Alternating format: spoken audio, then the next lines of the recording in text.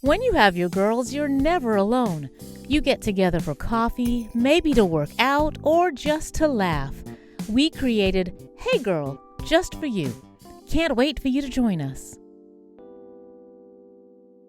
Hey girl, due to the sensitive nature of today's topic, today's episode may not be appropriate for younger viewers. Hey everybody, welcome back. It is Hey Girl episode 17. Kim Jacobs, is it episode 17 already? Yeah, I it tell feels you, like it. time flies when you're having fun. It really does. So, listen, everybody, if today is your first episode of Hey Girl, we want to let you know that Hey Girl is a safe space where you can share your experiences and be affirmed. Listen, life can be complex and overwhelming, but we believe in the power of conversation because knowing you're not alone is what helps us get through. Now, we want to know where you're joining us from. So please put in the comments where you are. Are you right here in Huntsville? Put Huntsville in the comments. Listen, Huntsville, Alabama is in the house. Put it in the comments. Yes. But our guest today is joining us all the way from Chicago. So if you're here with us from Chicago, put Chicago in the comments. Chi-town in the house. Wherever you are, put that in the comments. We want to know where you're joining us from. Yes. Also, we have so much good information for you today, but I want to give a quick shout out before we get into all the things. I got a big surprise yesterday, Kim Jacobs, and so I want to give a quick shout out to a special lady. Actually, so we do the Hey Girl High Five. We are all about supporting small businesses, and we're gonna give some shout outs to some great businesses next week. We're gonna come back with the Hey Girl High Five, but I want to give a special thank you to Crumb Bites Delights. I have their business card right here, and Amanda's gonna put up a beautiful picture. So tomorrow's my birthday. I normally wouldn't bring attention to that because it is what it is, but Shakia Crumby surprised me yesterday. She came to my house with this beautiful cake. And I was like, okay, so my husband is the sweetest person in the whole wide world. And he arranged for them to make me this cake. And they brought it to my house. And it's beautiful. And it smells delicious. Haven't dug into it yet. I'm gonna wait till tomorrow. It's delicious. If it's from Crumb Bites, it's really good. Yeah, Crumb Bites Delights. They got, we're going to get their information next week, more information about them. But what makes them special, some of you may know I've been on this vegan-esque, I'm calling it vegan-esque journey. And she does vegan desserts. And so it's a special cake in more ways than one. Yes. So I'm super excited to give it a try. And I'll let you guys know that next week how it is. But it looks delicious. And it is delicious. I must say, those vegan cinnamon rolls, yes, die for. So I have actually had those. So I have great confidence. You can't tell they're vegan. Oh yeah. Yeah. And because we say vegan, people assume it's got like broccoli in it. Clearly, right. And have no taste. Vegan just means it doesn't have eggs, guys. That's all it is. So it's got lots of sugar, which is clearly vegan. Right. So we're still by becoming vegan. You're not going to just have no calories and it's still not good for you, but it's good to you. So I'm all about it. I'm all about it. Yes. So happy birthday, Kim. Thank you. To you for tomorrow. I was going to say that at the end, but happy birthday to you. Your birthday, another birthday to celebrate. Speaking of being happy, let's talk about that. Yes. So last week, we introduced the theme for the month about taking care of you, which is so important.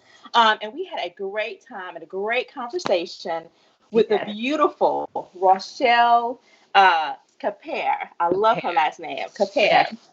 And she really pumped us up about being happy and ways to be happy. So, and we just felt the whole conversation was so upbeat.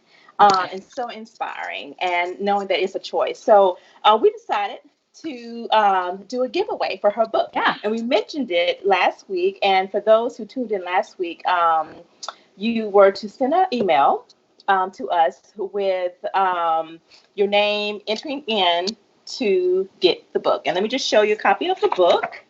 Okay, and it just says, one happy thought at a time, a 30 days to a happier you. And I love this. I love this book. And it also comes with a journal. So we don't get that today, but it's just wonderful. And I just picked out a little thing today. One of her little pages says, you honor yourself when you treat yourself well, and you should. Rochelle Claire. So that's so fitting for today. But we're going to give away this wonderful 30-day book here. So let me draw the name real quick. Let's see who the lucky winner is. Okay. Who's the winner? I'm so excited. Yes, only those who emailed us. It was only a few who did. So who is the lucky winner? Let's see. Lucky winner. Okay, so I want to show in here. Who's that? Oh, Carolyn Jordan. Woo! Congratulations, Carolyn. Yes. So you are the lucky winner of Rochelle's book. Yes, we will send that out to you. You're going to love it. It's so good. Yeah. Congratulations. Okay. So what about, so now, Kim Jacobs, you got to tell, okay, so Carolyn won this week. Yes, but Carolyn won this week. We said that this month is going to be all about taking care of you. Yes. And so we have a special announcement to make that although Carolyn won this week, she's not going to be the only winner this month. No. You were so generous. You were so generous. You decided that you wanted there to be more winners this month. So tell everybody what's going to happen.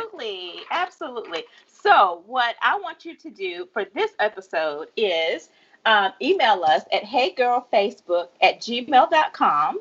Hey girl, and FB, not Facebook. I'm sorry. heygirlfb@gmail.com. gmail.com. So go ahead and do it now. Do it now. And put in the subject, take care. Okay? Take care. So what I'm going to give away is, of course, the book. But this time, I'm going to throw in this journal that goes with the book. Yeah. So she has the journal to go along with the book. Yes. So there you go. So each morning, you can start your day by reading, your day you're on, and then journaling as well. Okay? That's right. It's all about taking care. Perfect. Yeah. That's right. But you only win if you email us. Yeah. And so, as you see, you got to do it in order to be eligible. So we'll draw another winner next week.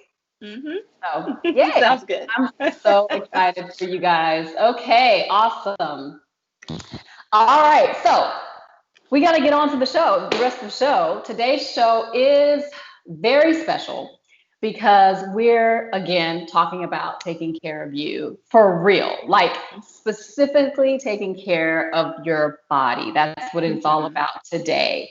And Kim and I joked about what we should call this show, and one of the ideas we had was that we were going to call it the Vagina Dialogues. That's what we're talking about. Sounds nice to me, that's what it's about. But it's an important subject, and it's important that we have honest conversation about how we take proper care of our parts, right? So we're excited to introduce to you Dr. Cherise Quigley, who will be answering your questions that we've received from you guys, right? And so we didn't come up with these questions. We asked you guys to write to us, and we've had some private conversations with some of you. And so she's going to be answering those questions that you all sent to us today. And we are super excited to hear what she has to share with us about this very important topic. So first of all, let me introduce you to Dr. Hudson Quigley. She is a gynecologist with a special interest in integrative health. She is a Chicago native, a graduate of the University of Southern California School of Medicine, and the University of Illinois at Chicago's residency program in obstetrics and gynecology. After several years in traditional practice at an obstetrician As an obstetrician gynecologist, she narrowed her practice to outpatient gynecology in order to establish a healthy work-life balance. Eventually, uh, she was compelled by her patients' requests for alternatives to prescription medication and surgical therapies. She pursued studies in integrative and functional medicine in order to offer a broader array of health and wellness solutions. As founding director of Aesthetics and Wellness for Women, Dr. Cherise now provides personalized care for women seeking the attention, relationship, and time needed to address their deepest and most intimate health concerns. In addition to clinical practice, Dr. Quigley is an active faculty member at Chicago Medical School, serving as instructor, advisor, and community mentor. In her free time, she enjoys playing tennis, traveling, and live entertainment in the company of her dearest friends. However, she considers her highest and most prized achievement to be her role as wife and mother of four. I love that so much. Yes. We are so impressed by this distinguished and lovely doctor and mother and wife, and we're just so overjoyed to have her join us today. Dr. Cherise Quigley, welcome to Hey Girl. Thank you for being here. Thanks for having me. Yes, Yeah. yes. I'm excited to be here. And we're so happy. We're so happy to have you. Yes. And such a beautiful family, by the way. Thank you. And you all are such beautiful ladies, so I'm glad to be in Oh, good company. oh, thank you. Thank you. Thank you. Well, welcome, Dr. Quigley. And can you just first explain what does it mean when you said it was integrative health? What does that mean? Integrated health. Well, the best way to describe integrative health is, we have to categorize things, right? So integrative is more related to applying different health and healing modalities to medical and health issues. So if you think of conventional medicine as a comparison, that's what we're in Western medicine are accustomed to. Usually that is a approach that uses surgical and prescription medication approaches to health. And integrative is an attempt to apply a variety of modalities. So, it could be acupuncture. I sometimes prescribe other types of mind-body health solutions to my patients, such as yoga or prayer, meditation, deep breathing. And I have connections to other healers who provide those services. So it just gives me an opportunity. If you think about the old saying, take two aspirin and call me in the morning, it's sort of like, you don't need surgery and there's no prescription for you. So just call me later or come back next year. Well, I like to be able to discuss other options with my patients. So that's what integrative health means to me. Okay. Cool. I like it. Got you. So, according to the Mayo Clinic, vagina health is an important part of a woman's overall health, right? Vaginal problems can affect your fertility and desire for sex. Ongoing vaginal health issues can cause stress or relationship problems and impact your self-confidence. This is what the Mayo Clinic says. So, since vagina health is one of the most important parts of a woman's health, why do many women neglect our sacred area, in your opinion? The word neglect is an interesting one. And, I think there's some historical answers to that question in terms of, if you think culturally and historically, there are some taboos related to that part of the body. There are religious and cultural mindsets that determine how a woman feels about her femininity. And there are male definitions and male standards for things that I think also impact what a woman or how a woman feels about her vaginal self. And so I think that is part of the reason why we kind of, it's kind of like the forgotten body part. And it shouldn't be, because as you see from that comment, that what goes on in the vaginal area can affect relationships, mood, it may be a sign of some other health condition. Right. So it is something that should be paid very careful attention to. And since our bodies are the temple and that's part of our body, when we should honor and take great care of our vajayjay. Of your vajayjay. Yes. It's interesting that you mentioned that's what men think of us or that body part has an influence on what we then think of it. That's yeah. I feel like that's a whole other show. But anyway. Yeah. Well, we can do that one too. We'll move on. We'll move on past that, but maybe we'll have another show about that whole thing. Carry on. Yes. So now we're making a big assumption here. Does everyone really know what we're talking about when we say vagina? Dr. Quigley, are we mistaken about what we call the vagina?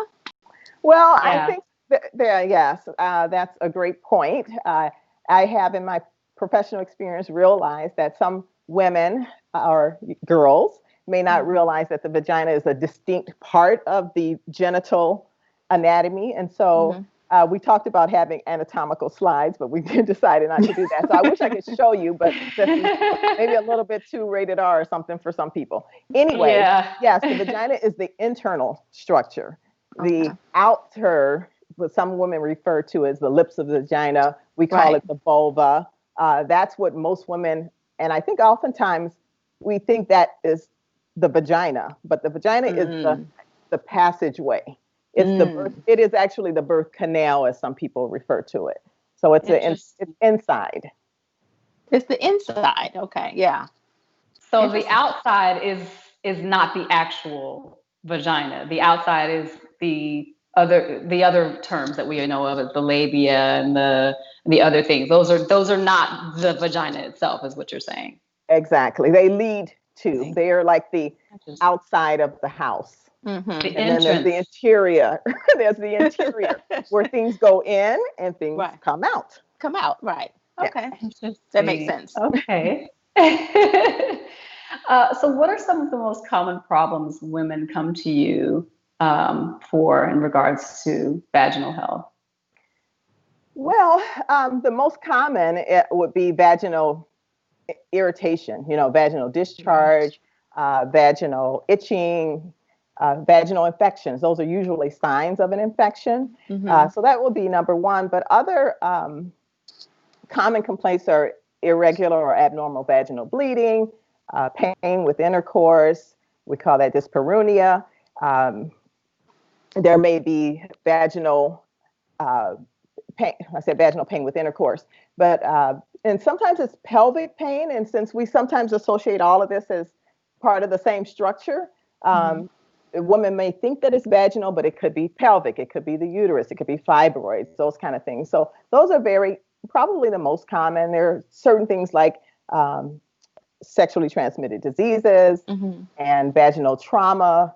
There are things like lost tampons. Like I always like to mention that because I think that's something I have seen women with this condition who may be embarrassed or just totally forgot that it was something there. Wow. How can you forget you have a tampon? Well, how can you forget? Yeah, I just wonder if you can feel it. I don't know about you. I can feel it. Well, that's very interesting. So usually if the tampon is placed up in the upper vagina where there are less sensory nerve endings and there's less sensation, you may not feel it. It's like if you put in a diaphragm, which most of us aren't even familiar with anymore, or the reason you can wear a vaginal ring for contraception is because it's there and you can go about your day and you're not thinking about it being there. You don't have that sensation. Or you have an IUD and the string is hanging down for birth control. You don't feel that string there. So it is a less sensitive area of the vagina. And so and need to be mindful of that they can forget that they have a tampon. And then they put the second tampon in, not realizing that they had one in before, or they couldn't remember if they took the other one out. If you're busy and in a hurry, it can happen. Yeah. Wow. So what kind of problems does that cause? I mean, only imagine. Dr. Sharice, both of us went like this at the same time. I was like, okay, yeah. Yeah, first of all, ouch. But what kind of mercy? Please enlighten us. What kind of problems? Problems. Oh, the problems that can Yes. arouse vaginal infection. Normally, what is the presenting or the thing that leads a woman to come in is that this is a foul vaginal discharge, and they can't figure Yeah. out why. Uh-huh. Wow. Right. Wow. Man, that is wow. I never thought about that. But I guess I mean Wow. it would happen, especially if you have a busy life and you just like if it's you don't feel that it's up there, you just go about your day into your next cycle and then you're hmm. But yeah. Okay, Wow. so Oh, that is yeah. interesting. That is interesting. So um a viewer says, we'll go to the next question. A viewer says she's noticed the internal color of her labia and clitoris have darkened over the years. They no longer have a pink tone. Is this normal? Does the internal color change due to age, use, etc.? It can. I mean, if you think about the rest of our bodies, over time things do change. You may have, for example, melasma is a problem, where you have increased pigmentation and discoloration of the skin on the face, for example. And so that certainly can happen. The tissue or the labia or the lips of the vagina can have, it's actually very similar to the skin on your the rest of your body. And then as you go inside, it changes. And so, yeah, some women have increased pigmentation. Now, say, for example, if I were doing their examination and I noticed it, I wouldn't think anything of it. And so they may not have even been aware that it was this increased pigmentation. They may think it's something new because they never noticed it before. And so I would not necessarily point that out to a woman, but if she noticed it later, she might think, this doesn't seem normal. It may have been there all the time, or it could just be sort of the process of aging. I would like to, when I think of, we're all aging, right? Right. I was joking about this with the kids the other day. When you're 1 year old, so we're all like getting older and older. Even when you're young, you're getting older. So certainly a sign of aging, or it just could be a natural pigmentation feature. Okay. Okay. So it's normal. It's nothing to be concerned about. It's not a sign of any problem or anything like that. It could be a problem if there are some other changes. For example, if there's one area that is discolored or darker than the rest of the area, then we might want to pay special attention to that, because we don't know if that is something precancerous or cancerous, particularly if it looks irregular, if it is raised, if it's got an irregular or a different texture than the rest of the skin. And that area, then it should be something that we definitely want to seek medical attention for. But usually, it's nothing to be concerned about. Okay. So we want to move to questions dealing with care and hygiene. Questions that have come in have to do with washing down there. So I'll just ask kind of these questions together. Is washing with soap and water enough? What are some of the best feminine wash products? Is douching okay? If so, what kind of douche should be used? So maybe you can just kind of speak to the types of cleaning or cleansing that should be done or should not be done. Okay, yeah, for sure. I find this is definitely a common question or concern for women. Some time ago, women were douching on a regular basis. That was like just a common hygiene practice. And we noticed increased rates of vaginal infection, and we noticed a tie. So before I say which products to consider, I would say that it's important to know that it is sort of like a self-cleaning machine down there. So there's a very healthy micro environment or ecosystem, if you want to call it that, with the numerous bacteria that are there to do the job of keeping things clean. And so when there's an imbalance, that can create, things like bacterial vaginosis and other vaginal infections. So basically, to answer the question, washing with soap and water, a mild soap and water is really all that you need. Where you get into trouble is using a lot of products and we are we're self-conscious, right, about this area. So we want it to smell clean and it wanted to smell like a garden or whatever. But it is important to keep in mind that products that have dyes, Mm-hmm. fragrance, perfumes, those kind of things can be irritating and may incite a vaginal infection. So those are things to think about. Just a mild perfume-free soap is all you really need. And maybe a little grooming can help too with that area. I'm not recommending shaving or waxing or anything like that, which are fine. Those are choices. But having sometimes maybe trimming the hair, a little bit may help to keep things from getting stuck in that area, so to speak.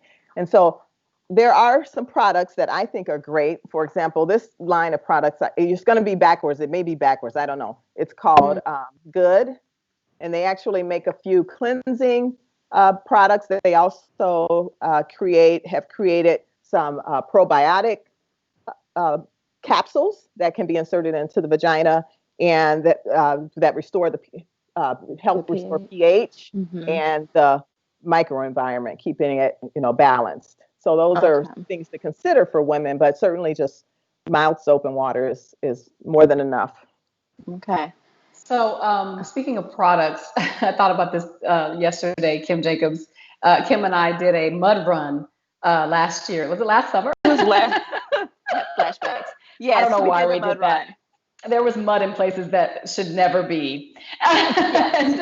And one of the products they gave us in our little bag was Vagisil, like a Vagisil cleanser, specifically down there. And I don't know if you have any opinions about that particular product, but it was.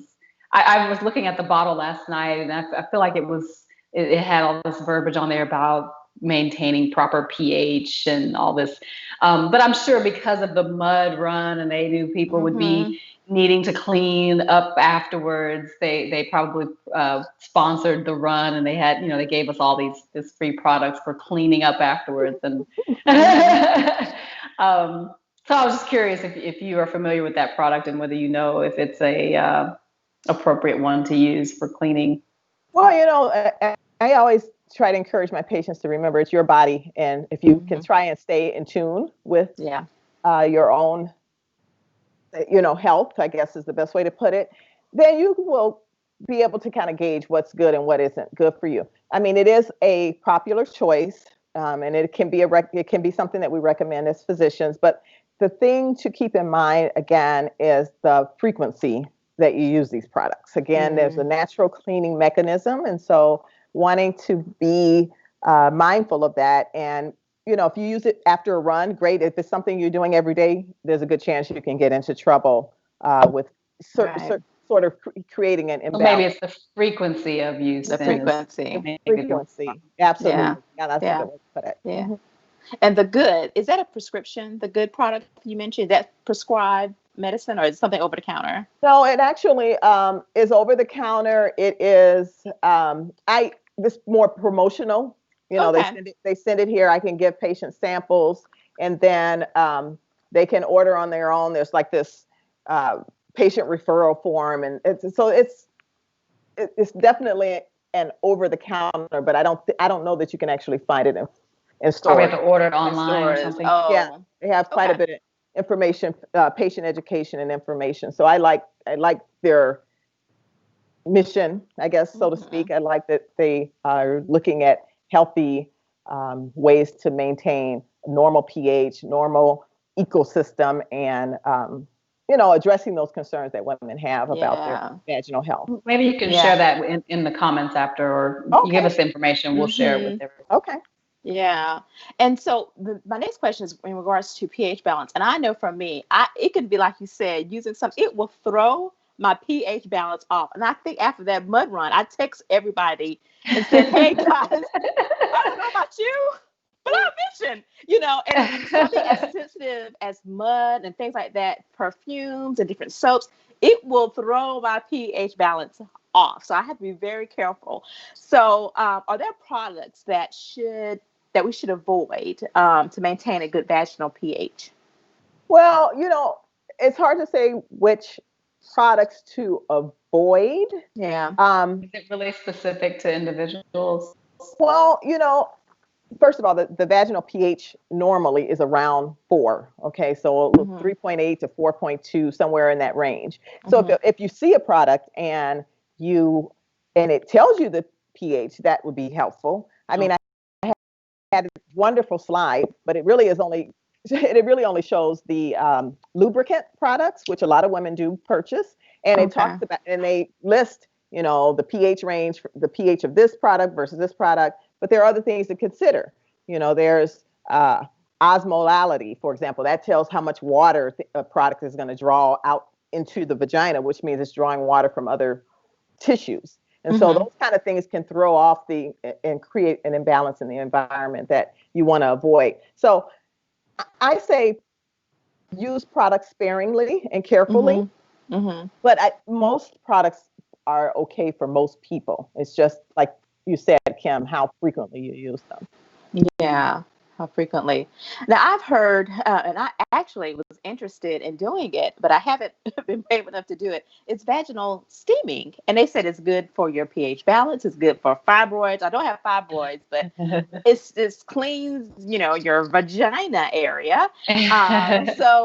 But you sit on this little thing and it steams your vagina. V-steam. So the V-steam. What? Yeah, the V-steam. Yeah. Yeah.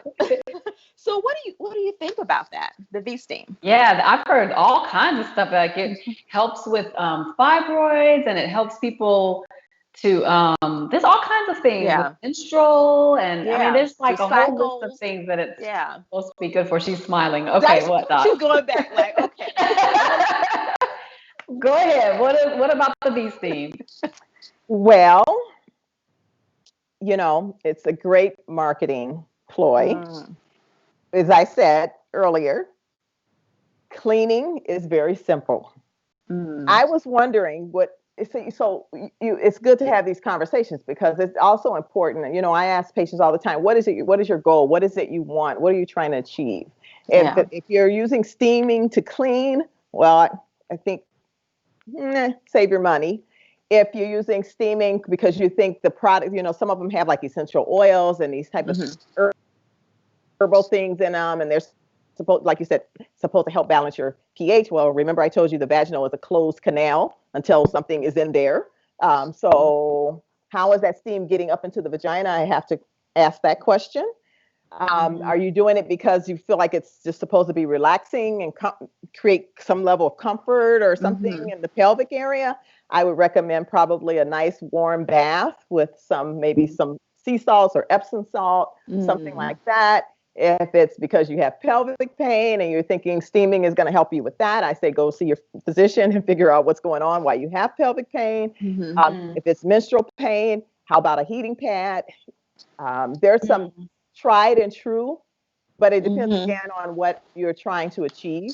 And so, or if it's just a fun way to hang out with your girls and it seems like a cool, trendy thing to do, hey, go for it. Yeah, and that's what I'm thinking. It's a trend. It's a trend type thing. You go hang out with your girlfriends at a spa and have a V-steam. But it's really not doing anything. Yeah, I probably could think of a few other fun things to do. Spend my money, but to each his own or her own. Right. So you're a little skeptical of the claims, then I take it. Well, I can tell you, you won't find a physician that recommends that. So from a medical professional standpoint, I would say it sounds like a fun thing to do with your girlfriends if you like. There's just there's no medical claim or medical support for it, and it's unfortunate that they use that, especially to say it's some type of solution for uterine fibroids. The uterine fibroids are way up in your. I don't know how you get from the vagina through the cervix and up into the uterus. Yeah, right. So that's right. the claim. They're saying shrinking fibroids. That's exactly what they're saying. And which goes back to what you said in the beginning about the difference. Where is the vagina versus the out part? It's only hitting the out of, unless they're having some type of instrument and that's actually opening up the whole thing. I'm sure they're not doing that. So like you said, I mean, that claim alone tells you it's only hitting the surface. Yeah. But if you walk away feeling good about yourself and you think you feel better, then I guess this money well spent. it's all up here. All of them. Yeah. Some things are up there. You know, the placebo effect is, you know, it has its place. It exists, right? Placebo effect is a real, it's a fact. So Yeah, you know, that's some true. people feel better afterwards. Hey, Yeah. That's interesting.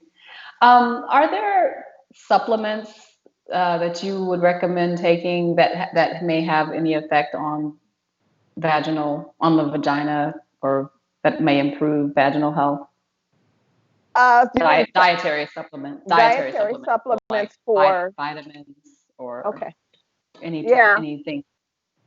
Well, it probably stems a little bit. It's probably more related to symptoms. So if you, for example, a woman has frequent vaginal infections, you know, so she has some kind of inflammatory process going on. It may not just be the vagina. It could be in the intestinal tract. It could be IBS or inflammatory bowel disease, those type of things. So there are nutrients that we consider to have anti-inflammatory and antioxidant function.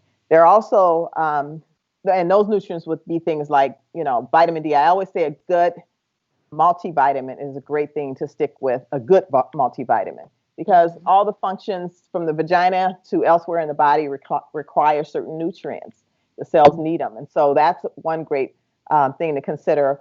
Omega-3 fatty acids are great, or fish oil, as a lot of people refer to it, are great for, again, anti-inflammation, antioxidant function. There's some claims that things like ginseng, ginkgo, L-arginine, just to name a few, are things that have those type of functions and can be helpful to women in terms of vaginal health. But again, I wouldn't say go out and buy all of that stuff. It's just something to keep in mind. Again, a healthy diet, you know, a Mediterranean diet is great. Berries and fruits and grains and nuts and things like that. Again, we're talking about nutrition. We're talking about anti-inflammation. We're talking about antioxidants. So those are great things to keep in mind. Staying hydrated for sure. Lots of water. Really, all you need is water. Maybe some green tea. Green tea is great because the green tea, the extracts in green tea are great for anti-inflammation properties as well. Those are the things to sort of generically keep in mind, but and those are things I always recommend for a number of different health reasons for women, and not just for vaginal health. But since the vagina is part of the body, it's like, that's right. You know, you don't. Is there any part of your body you want to get rid of? Right. I mean, they all have a role, so you right. know, Everything's connected. Yes. Yeah. Absolutely. So as we grow older, what things should we consider to implement or implement to ensure we are practicing and promoting good vaginal health? Particularly as we get older, yeah. Yeah. Well, we talked about hygiene. We talked about diet and nutrition, some supplements, and botanicals, as we call them, herbs and things like that. Lifestyle is key. So things like, fortunately, many people have given up cigarette smoking, and good that they have, because of all the toxins and the properties of nicotine and things like that. So smoking cessation or quit smoking is something we always promote.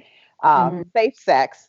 Sex is good, right? It's good because it can help with relaxation and stress management. That's good for vaginal health. So I say safe sex because, you know, introducing things that don't belong there and causing infectious diseases then reverses the whole process. So we have safe sex. Exercise is great, increases blood flow to every part of the body, including the vagina. And as I mentioned, different stress management process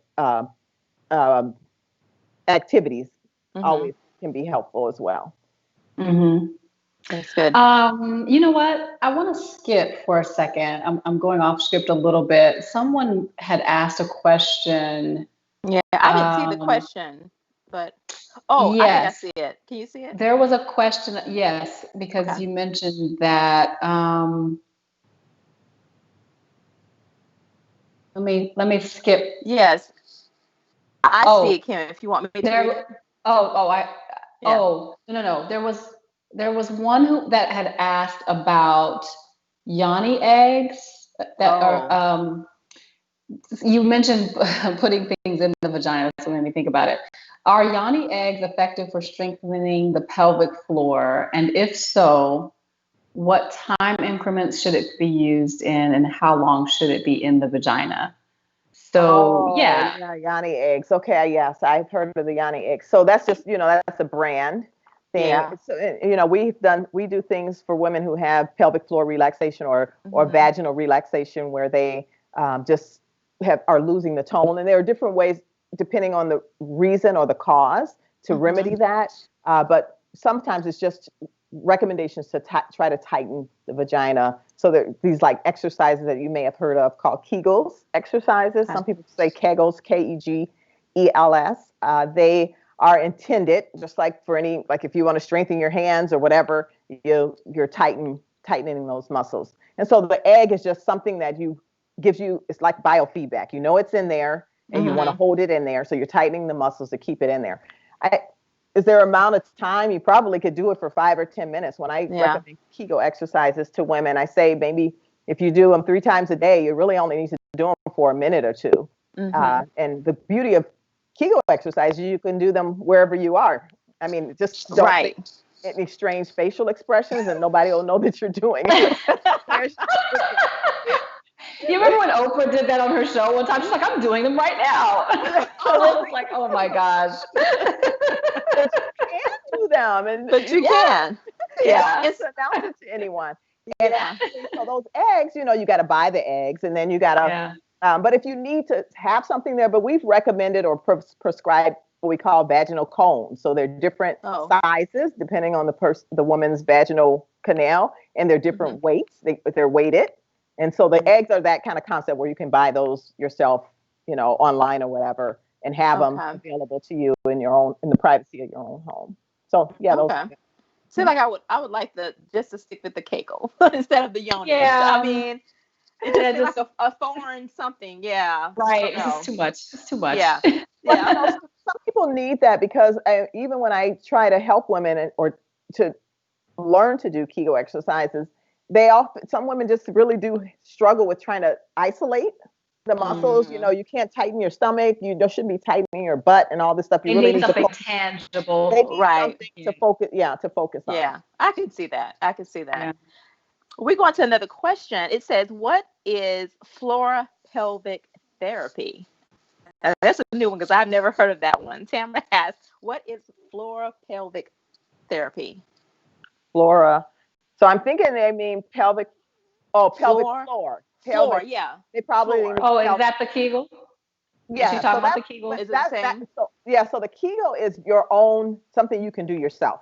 Some people actually you can go to a physical therapist who may specialize in pelvic floor therapy, Okay. and Oh, they can help you with Kegels. They can use different approaches to help you focus your attention on your pelvic muscles and tighten those because some women do have pelvic pain related to Mm-hmm. their pelvic floor. Maybe they have tension or spasms of the pelvic floor and things like that. So that's what the pelvic floor therapy. They may use, devices that deliver a little electrical current. Not harmful, but something that Yeah. stimulates the muscle tone and those kind of things. So there's some biofeedback mechanisms. There are a number of different approaches used in pelvic floor therapy that many women benefit from. Okay. And another question we had was earlier. It says, "Can you lose sensitivity?" And I'm assuming in the vaginal area. I'm not sure, but can you lose sensitivity? So yes, you can, particularly, this is a more common complaint with women postmenopause, Mm-hmm. after menopause, and then also for some women after childbearing. And so some of the after childbearing may be related to, with childbearing, there's a lot of stretching. So there are nerves that get stretched. If there's tearing or some kind of trauma, birth Mm-hmm. trauma, there may be some not vascular, but also there could be some nerve injury. And so sometimes there may be a loss of sensation there, or some, women have, with that loss of sensation, sometimes they have different symptoms like maybe tingling or irritation, things like that. Mm-hmm. So yes, the answer is yes, you can lose sensation. And over time, because the vaginal area with menopause can start to thin out, and the hormone levels are falling, that can also contribute to some loss of sensitivity in that area. Okay. Okay. And is there anything that can be done about that? Well, it depends again on what the source of the problem or what the origin of the, the underlying cause of the symptoms. That is that's the best way to address it. And sometimes it takes a little exploration and with evaluation, exploration to figure out why. Hormone replacement therapy is one, for particularly menopausal women. If it's pelvic floor therapy is another way to address that. And there are some claims about different options that women can use. You may have heard of things like vaginal rejuvenation. Some people, I think we kind of joke. We kind of joke, some of us, about the G-spot injections, things like that are intended to increase sensation and improve the sexual experience for some women. So there are some other options out there that some may consider questionable because some women say they work and some say they don't, and so we kind of get mixed review on them. But there are ways to manage that. Okay. I see another question. Sorry. Ashley is asking, is there a relationship between workout gear and yeast infections? Is it recommended to wear certain underwear when exercising? Okay, that's a great question, and it's a common concern for women. So working out, okay, of course, there's perspiration. Some people perspire more than others. Some people perspire more in certain areas of their body. Some people are athletes and they are working out all of the time. A lot of those fabrics tend to be non-cotton, non-natural fibers. And so if you're, I don't know, latex, what is this, spandex, and a lot of the synthetic products don't always allow the aeration of the area. So in those cases, I just like to remind women to change their clothing frequently. So maybe right after a workout, change your underwear. If you could put on some cotton underwear while you're working out, that's even better. And just, again, soap and water. So maybe you're busy and you run from the gym working out and then you go do your grocery shopping. And the next thing you know, it's the end of the day before you actually take your shower because you're so busy. Those are kind of, I've done that. So if you can shower right afterwards, that's better. That helps. Yeah.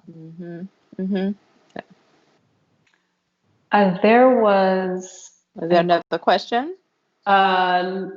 A question that had come in earlier. I think, did we get everybody who was on the chat? I think so. Okay. So the question that we were, I think it was about foods. There was a question that someone had asked earlier about foods that cause an odor when we eat certain foods. One of our viewers had asked about, like asparagus and garlic and onion. And I know, like, for asparagus, if you're thinking about having a little special time with us, asparagus. Right. That. It takes about 2 or 3 days to get out of your system. I mean, it's immediately, So So tell us about like the certain foods to try to avoid. I know asparagus is number one on that list. Right. They were asking too, like, is there anything you can do to like minimize the effects of those foods? Like if you eat them, that you might maybe keep it from causing that, that odor to happen, or is it just have to not eat them?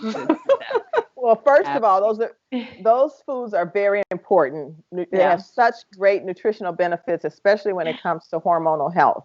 Those cruciferous vegetables, yes, the sulfur or sulfuration or whatever of the compounds that are in those foods that make them healthy, but they also have their byproducts have an odor. The first thing I would say is don't stop eating them. Maybe you might consider when you eat them. You might consider how often or how much you eat them. But I would say one of the best ways to help with that problem might be to stay as hydrated. Oh, she's drinking her water. That's Oh exactly. yeah. Look, and I have my big jug here. Yeah, I'm going to practice what I preach. Yeah, because I'm getting thirsty. Yeah. So to Yeah. stay hydrated, because I think sometimes we forget to stay hydrated, and those byproducts will come out in the urine for the most part. So sometimes you may smell it just from your urine, and you may think it's the vagin, you may think it's vaginal. It could be in the urine. So if you're going to have a special night and you know that's a problem, maybe you eat that the day before, or you just make sure you drink a lot of water. That would be my recommendation. We don't. This is the one thing I love about these type of events is because you get to hear everyday concerns that you don't hear, that we don't necessarily learn in medical education and training. So we're learning all the the complicated scientific facts, and we're not learning the everyday applications. So I may not always have the right answer. I always like to figure I can help patients get to those answers. And I would bet that someone with a very strong background in nutrition and diet and nutrition is probably a better person to come up with that type of answer.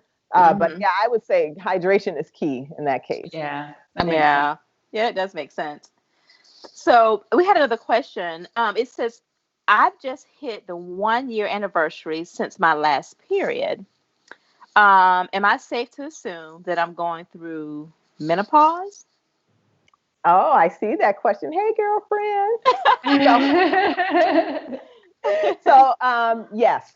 So the medical definition of menopause is when you stop your period after the age of 35. It has to be after 35 because then it's considered abnormal for 1 year. That's the definition. It may not be menopause, but if you are in that age range and you haven't had a period in 1 year, that would be the clinical definition of menopause. Wow. So congratulations. Yes, that's what I was going to say. Definitely congrats. It's crossed over. Yes. Kim, do you have another question or? I think it's your turn. Is it my turn? Okay. Yeah. Well, if a woman would like to remove pubic hair, what is the best approach? Is it the old shaving method, getting waxing, using Nair? Right. I mean, what would you? Do you have a recommendation? Well, you know what? It's a personal choice. Yeah. Women of color, particularly those of us who have more textured curly hair, might be more concerned about this.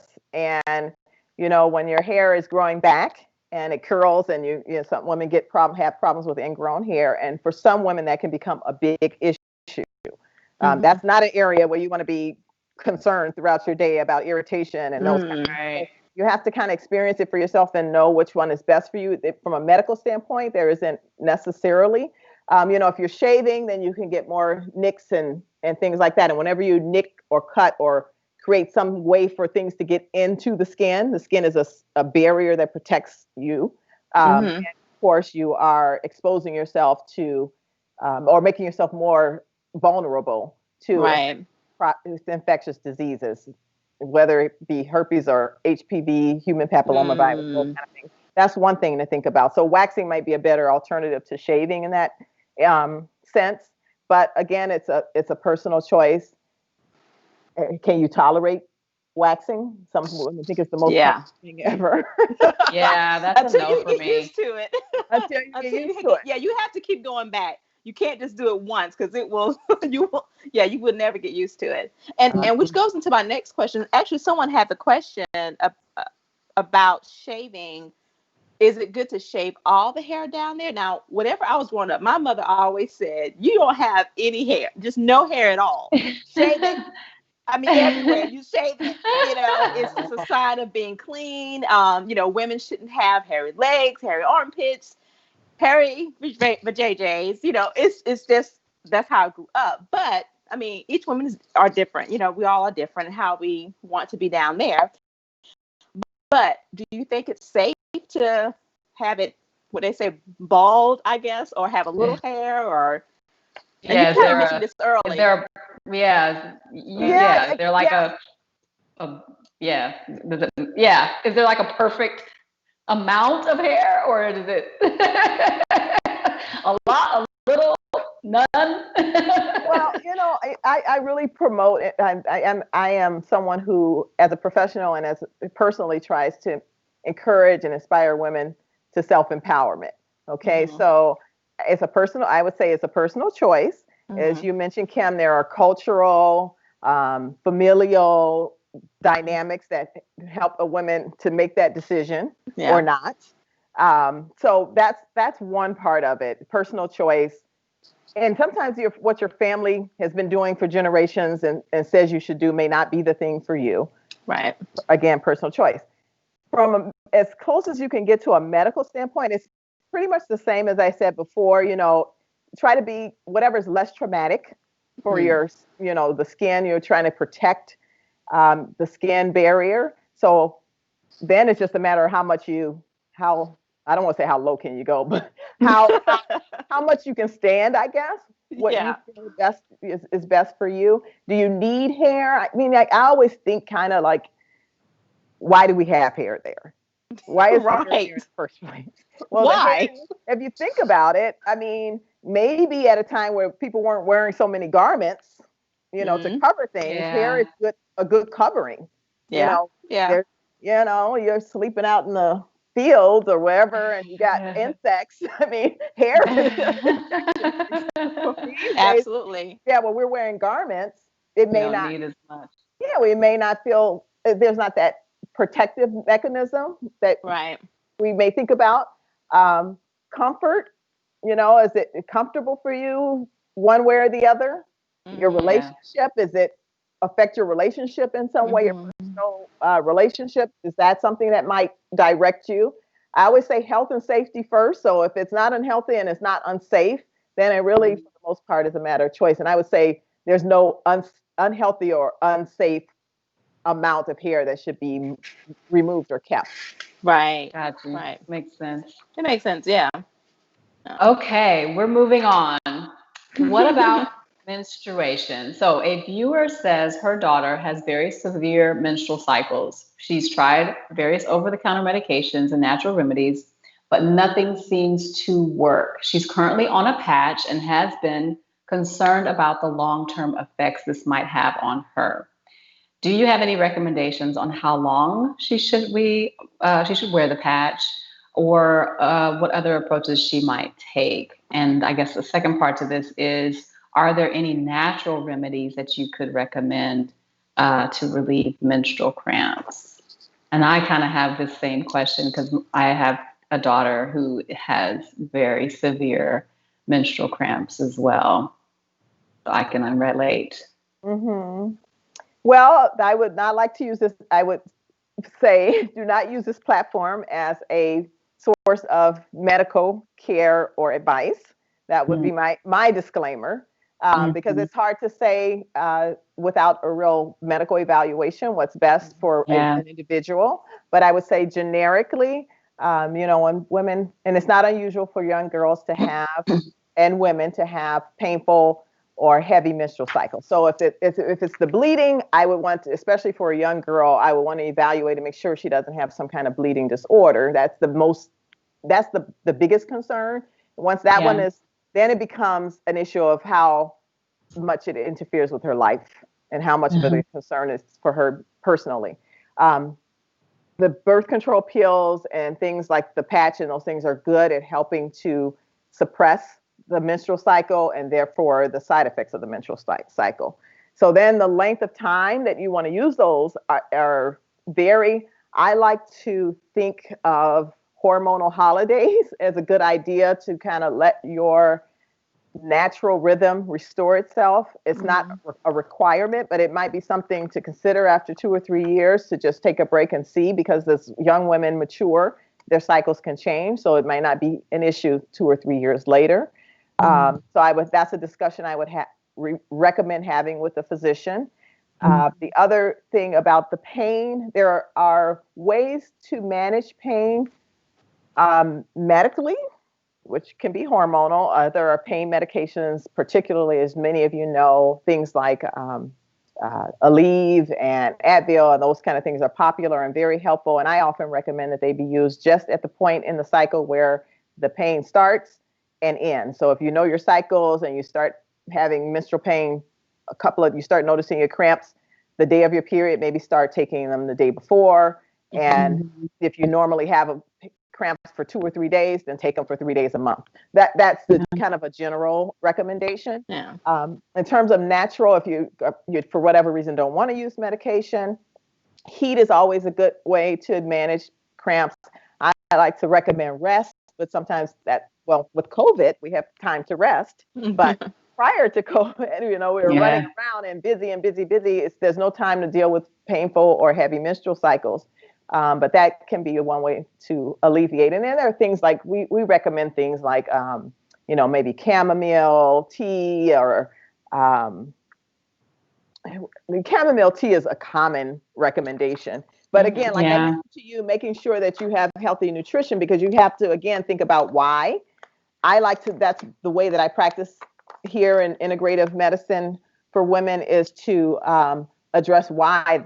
Is it safe to assume that you should be having pain with your periods or heavy bleeding? Is that just normal for some people, or is there some underlying reason for it?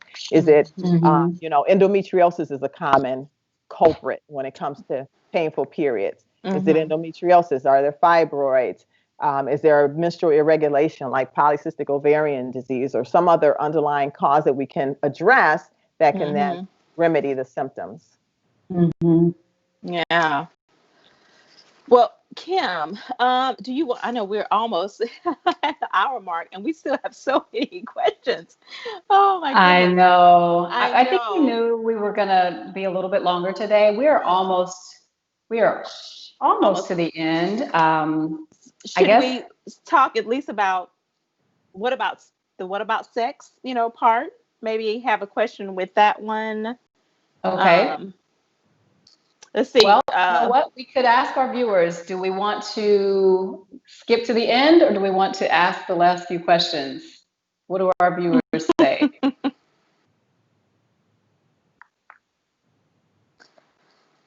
Well, it may take them a minute to respond. We'll ask this while they respond. What is the G spot, and where do I find it? The G spot. Yeah, you mentioned that. You mentioned that a little while ago. So let's go ahead and ask that. Well, there have been, we have cycles of, trends, right? Things that are like the yoni egg or steaming. We kind of go through these periods where often guided by, popular celebrities, and that's okay. I mean, that's not a bad thing. But the thing with the G spot, that was a big deal, and I think it kind of keeps cropping up. And there is just really one study that isn't that great, to be honest, about that supposedly confirms that there's a G spot, but nobody else has been able to find it. So it's supposed to be this spot in the front part of the vagina. If you think the front of your body and you think your vagina, you think the front of it. There's supposed to be this spot and that's really sensitive and orgasmic. I know this is a rated PG show, but that's fine. That's fine. We've already put up the disclaimers, so go ahead. Go ahead. So that spot is there have been claims that it is a spot that once you find it, you can have like the best sensations ever. Right. Well, so it is considered by some to be a myth. We've referred to as a gynecological myth. It's been referred to as a scientific enigma or modern myth, those kind of things. So folklore, whatever you want to call it. But some women go and they get O shots, G-spot injections because they believe that it helps. So what are G-spot injections? Because when you said that earlier, I was like, what are G-spot injections? I mean, because I didn't realize you're sticking a needle somewhere and injecting. That's painful within itself. It's like, you can use a little anesthetic, but I mean, there are different things that have been injected: hyaluronic acid, stem cells, just a variety of different approaches to injecting something that's supposed to add some bulk and then increase. I think of it as more as like a mechanical, whereas there's some more pressure on that spot. However, we haven't been able to demonstrate like through tissue pathology or anything like that, that is actually a spot. What is interesting to consider is that it's very close to the clitoris. I mean, so what makes more sense is that the clitoris is being stimulated more like by, kind of stimulation of the area nearby, the nerve endings, they share nerve endings. And so I think of it as more of that type of thing. So, and some women say, well, it stimulates my G-spot if I'm in certain positions. Well, certain positions are more comfortable or more pleasurable during sexual intercourse than others. So is it really a G-spot thing, or is it just, trying some different approaches? Positions. Okay. Yeah. And the sexual experience is very complex. I mean, there's physiology, there's anatomy, there's relationship, there's mental health, a lot of things that impact the sexual experience. And so to give so much credit to one little tiny spot that we don't know if it exists or not is something to think about. Right. Interesting. That is very interesting. I did want you to answer this other question that came in from a viewer, if you would. I know we're wrapping up, I promise. But I felt like this was fine with me. Whenever works for you, it's fine for me. They can log off whenever they want to. It's fine. So someone has asked or said that she's noticed that she maintains vaginal wetness after intercourse, and she wants to know if this is normal. She said, how can she keep this from happening? She is very self-conscious because her underwear are wet and it creates an odor. And so I don't know if this is something that you've seen before, or whether you might be able to speak to this problem that she's having. That's not unusual. Is it normal or abnormal? That's probably the most important part of the question. With the sexual intercourse, there's semen, right? So you're introducing something into the vagina that has a different pH than the normal vaginal pH. Everybody's sexual practices are different. Sometimes I have to get a little bit more detail about what that sexual experience entails, because people use different products and different things when they engage. Shouldn't probably. I don't want to say should or shouldn't. I have to get the bigger picture, that helps. Yeah. But just say it's just basic intercourse. Then there's the pH issue. And so depending on the health of that person's vagina before intercourse, that can play into it. Some women will say that every time they have intercourse, they get a vaginal infection. So there may be imbalance before, and so that when they have the intercourse with the higher that changes the pH, their body has a harder time reestablishing the normal pH. So those kind of things, those are discussions to be had. So it may not be a question of whether it's normal or not. It could be a question of how bothersome it is. Because my first question as a physician, again, is about safety and health and safety. Is it something unhealthy, or is it something unsafe? And then the third is, how do you feel about it, and what can we do to make you more comfortable, reach your own personal goals for health and comfort, you know what I mean? So I would say that it could be abnormal with more information, but in general, it's usually just a pH thing. I like to say, just put on if it's not something that bothers you, other than the fact that you just feel like you're leaking during the day, just put on a panty liner. And I'm sorry, put on a panty liner, seize the day. Yeah, I've heard of women who say they get yeast infections quite often after having frequent sex. And so I guess there's some issue with their pH that needs to be dealt with. Like you said, prior to their engagement, I guess there's some issue that they need to figure out, or figure out how to maintain their balance outside of the intercourse. It sounds like that's what I'm hearing you say. Yeah, this is good information. It is. All right. The last question that I want to get in before we close is the piercing question, because I just am really curious about that one. I know there's someone out there that either has gotten a piercing or has considered getting a piercing down there, and I'm just really curious to know what your thoughts are about piercings. And is it for enhancing? Like, I Yeah, mean, and they're I've not. heard of that. I'm Yeah, assuming. I'm assuming yeah. it's for enhance. To enhance the sexual That. experience or whatever. But Mm-hmm. Well, I love your pauses. Her facial expressions are everything. I know so many thoughts are running through my head, Yes, but I can. people who know me have always said, "Oh, your expressions." Your expressions. But no, it really is just me thinking. Again, I will repeat that I am all about personal choice and empowerment. And so, Yes. I try not to, my face may be appearing to say one thing, but again, I really believe whatever you choose. Now, in terms of piercing, and you see, what is my opinion about that? I think that, again, safety, health and safety. So who does your piercing? Where are you going? Are you ensuring that they are meeting the local health standards for a piercing, especially for that part of your body? So taking recommendations from very trusted friends is probably a better way to approach that. From a health standpoint, the only thing about the piercing that I would say to a woman, if she was thinking about doing it, I would say just make sure you don't have any signs of an infection, your nose, earring, itching, irritation, strange or foul or unusual discharge. You want to make sure there's no evidence of an infection before you do that. Secondly, I would say keep in mind that the body does change.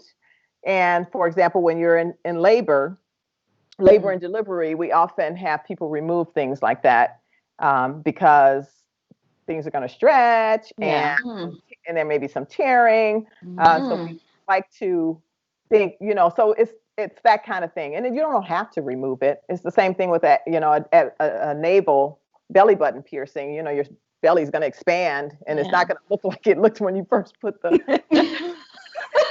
right. When you That's first for sure. hearing. So those are just things to consider. But again, Right. I would never say don't do it unless it was someone who I thought was at risk for infection or trauma or something like that. Yeah. Wow. Yeah, it's so amazing. Everyone has, like you said, everyone has their own sexual experiences, how they want their bodies to flow, how they want things to go, and each woman's different. But I always think about, I think for women, just being empowering. I mean, that thing is so empowering. And you got to take care of it. You have to take care of it because it's so important for your health and your wellness. And it just makes you feel, to me, that, hey, my grandmother always said there's nothing like a beautiful matching set of panties and bras. You got to take care of those areas. So it makes you feel wonderful. Yeah. So this has been just so inspiring, so informative. And so Dr. Quigley and Dr. Cherise, we just thank you so much. I mean, this has been a wonderful conversation. And everyone is saying, look, everyone is like commenting, I love her facial expressions.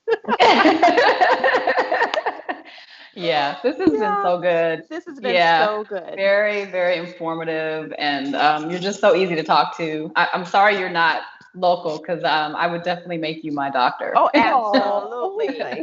Absolutely. So you tell our audience how they can get in touch with you, if possible, especially for people in Chicago area. Yeah.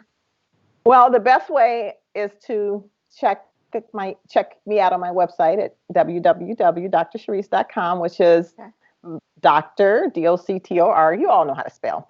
And the hard part is my name, Cherise, CHARISSE, drcherise.com. There you'll find my office number and my text and cell phone number for the office. You'll find my social media pages and everything. So I'm on LinkedIn and I'm on Facebook and Instagram, Twitter. I don't look at them very much. I do try. I say just call me or text me. That's why I set up a mobile contact for me, because I do like to be available to my patients as much as possible now that I'm not doing OB and you're not calling me at 4 a.m. So, Yes. good stuff. Yes. That's awesome. Well, it's been a Thank delight. you. Such a delight. Appreciate you. And we may call on you again at some point. I think we'll find some reason to call on you for a future show. This was a lot of fun. I'm so glad that you guys called me, and I'm happy to chat with you and be a part of your Hey Girl segment anytime. Thank Awesome. you. Thank you. Thank you. Well, we always like to close it out with scripture. And, to me, this Song of Solomon always, it's a wonderful, wonderful scripture when you talk about love and the body, So we chose two scriptures, and I'm going to read them now. The first one comes from Song of Solomon 7:6-12, and it reads, "How beautiful you are, and how pleasing, my love, with your delights. Your statue is like that of a palm, and your breast like clusters of fruit. I said, I climb the palm tree. I will take hold of its fruit. May your breasts be like clusters of grapes on vine, the fragrance of your breath like apples, and your mouth like the best wine. May the wine go straight to my beloved, flowing gently over lips and teeth. I belong to my beloved, and his desires for me. Come, my beloved, let us go to the countryside. Let us spend the night in the villages. Let us go early to the vineyards to see if the vines have doved, if their blossoms have opened, and if their pomegranates are in bloom. There I will give you my love." And that's Song of Solomon 7:6-12. And the last scripture is from Proverbs 5:18-19. "Let your fountain be blessed, and rejoice in the wife of your youth, a lovely deer and grateful doe. Let your breast fill you at all times with delight. Be intoxicated always in their love." All right. Sometimes it's hard to believe that's in the Bible, isn't it? Hey. Honey, just take your book of Song of Solomon and go have a date with your man. There you go. That's good stuff. It has been such a good show today. We thank you all for joining us. Don't forget to email us to win your copy of the Rochelle Gapere book and journal that we're giving away. Email us at heygirlfb@gmail.com. Put in the subject line, "Take Care," and we will have that drawing next week for the winner. Also next week, we are having our good friend Melissa Reed on, and she is going to show us how to create space for peace of mind. Listen, you guys have got to tune in for that. She is going to just bring peace into our lives. And I'm telling you, I need that right now. And believe me, you need it too, whether you realize it or not. So be sure to join us, and we look forward to seeing you next week. In the meantime, I'm your girl, Kim with an E. And I'm Kim with an I. Have a good week. We'll see you next time. Bye-bye. Hey girl, I'm Melissa Reed, and I'm a spiritual director and a yoga instructor, and I can't wait to share with you my tips for living a graceful life. So be sure to join the conversation this Saturday at 5 o'clock with Kem and Kim.